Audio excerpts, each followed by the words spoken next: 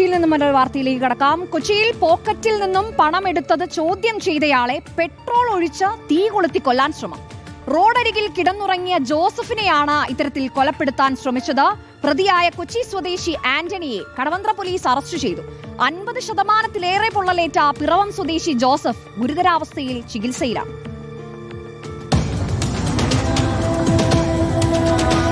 Kadavanthra metro സ്റ്റേഷന് സമീപം ഇന്ന് പുലർച്ചെയാണ് അതിക്രൂരമായ കൊലപാതക ശ്രമം. പ്രതിയായ ആന്റണിയും പരിക്കേറ്റ ജോസഫും തെരുവിൽ കഴിയുന്നവരാണ്. കഴിഞ്ഞ ദിവസം ഉറങ്ങുന്നതിനിടെ ജോസഫിന്റെ പോക്കറ്റിൽ നിന്നും ആന്റണി 750 രൂപ മോഷ്ടിച്ചിരുന്നു. ജോസഫ് ഇത് ചോദ്യം ചെയ്തതോടെ ഇരുവരും തമ്മിൽ തർക്കമുണ്ടായി.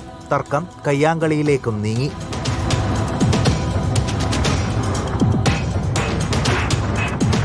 നാട്ടുകാർ ഇടപെട്ട് കയ്യാങ്കളി പരിഹരിച്ചെങ്കിലും ഇരുവരും തമ്മിൽ വീണ്ടും തർക്കമുണ്ടായി.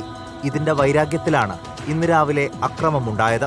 ഉറങ്ങിക്കിടക്കുകയായിരുന്ന ജോസഫിന്റെ ശരീരത്തിലേക്ക് പെട്രോൾ ഒഴിച്ച് തീ കൊളുത്തി. 50% പൊള്ളലേറ്റ ജോസഫ് ഗുരുതരാവസ്ഥയിൽ കളമശ്ശേരി മെഡിക്കൽ കോളേജ് ആശുപത്രിയിൽ ചികിത്സയിലാണ്. കൃത്യത്തിന് പിന്നാലെ കടന്നുകളഞ്ഞ പ്രതി ആന്റണിയെ കടവന്ത്ര പോലീസ് മണിക്കൂറുകൾക്കുള്ളിൽ പിടികൂടി. ചോദ്യം ചെയ്യലിൽ പ്രതി കുറ്റസമ്മതം നടത്തി.